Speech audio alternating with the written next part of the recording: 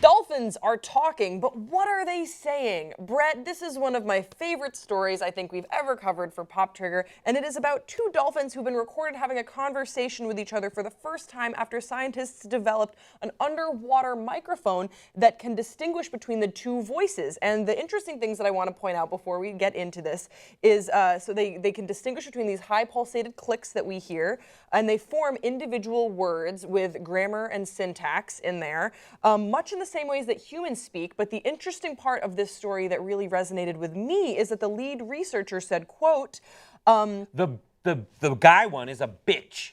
No. The lead researcher said, quote, this language exhibits all the design features present in the human spoken language. Also, they did not interrupt each other, which gives reason to believe that each of the dolphins listened to each other's pulses before producing its own. They were very polite dolphins. And dolphins have brains that are larger and more complex than human ones, and they've had them for 25 million years. So I think really we should just get ready for our dolphin overlords to just come and take over and own us and rule us. I'm so ready for this planet to become Waterworld like the Kevin Costner movie. Brett, thoughts, questions, comments, and concerns on dolphins talking? Dolphins are the best. There's one evolutionary model that says that dolphins were land mammals, and we're like, screw this, it's easier to catch fish in the water. So then they went into the water. Related to dogs. This is what I read once in Hawaii, I think, so it must be true, at a museum. Dolphins, we know they're super smart. We know they're very much like humans in other ways, like they have sex for pleasure. They masturbate. Rape. They rape.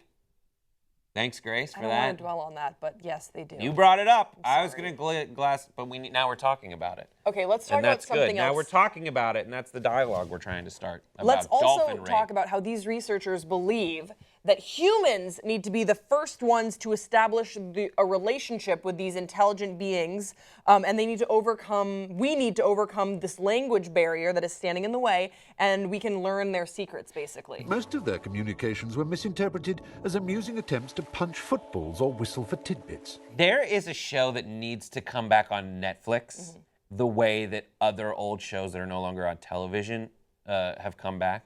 And that is a show called Sequest DSV, starring Roy Scheider, who was in Jaws, We're Gonna Need a Bigger Boat. That guy plays the head of the Sequest Deep Submersion Vehicle, Jonathan Brandis. The late Jonathan Brandis is in it. And they have a dolphin named Darwin, who has an apparatus that makes him speak, that translates his words, because we knew about this back then in the early 90s. Yeah. And it talks like this, Bridger, I'll go get the submerged vehicle for you. They show, is the dolphin like walking around with them in the vehicle? No, he's got little pods because it's underwater, and then they've got the air, so that the air's trapped in there. So, I don't know, it's shot on a soundstage. Anyways, the dolphin just like peeks his head up and goes, and splashes. And then it That's just amazing.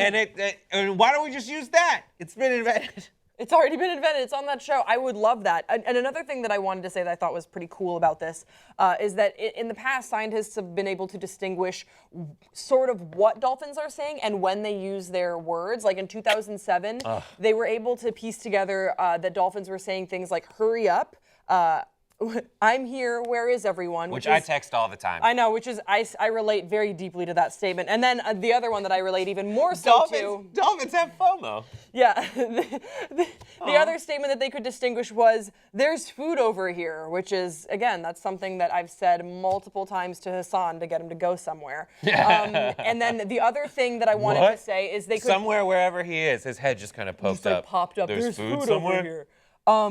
Then the other thing I wanted to say is that the scientists were also able to figure out that they were communicating with each other to work on different methods when opening a container. So there was a container, and then they could tell that the way that, depending on the pulses and the clicks, that the dolphins were discussing with each other what is the best way to open this container. It's so effing cool. Right now, the best time of your life is awaiting you on Netflix.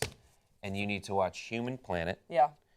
There is a Human Planet episode where they don't know how this is happening or why it's happening, but the fishermen who have the nets, Naked and Afraid net, where you just toss it and it goes, and the fishing nets, they go into the shallows, and the dolphins signal to the guy, not like SeaWorld dolphins, that's really controversial, SeaWorld, but not like trained dolphins, just dolphins. They're like, all right, here's the time, throw the nets. They go, like, they splash around, and the guy's like, all right, let's do it. And I think the movement of the guys throwing the nets scares enough fish toward the dolphins where the dolphins are happy. There's other, and then the fishermen catch their fish.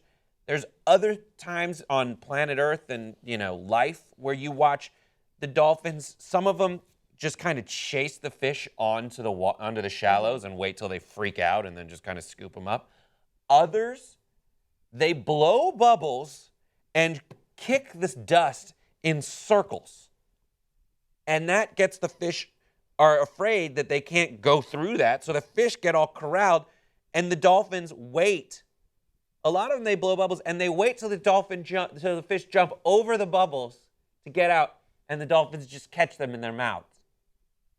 They're smart people. They're so smart. And if you see them in the wild, they're having the best time all the time.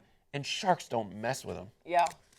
Man, guys, let us know. I could literally talk about dolphins forever. Me too. I love dolphins.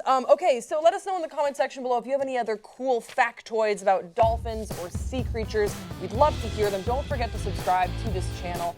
I'm Grace Baldridge. This is Brett Ehrlich. We'll see you next time on Pop Trigger.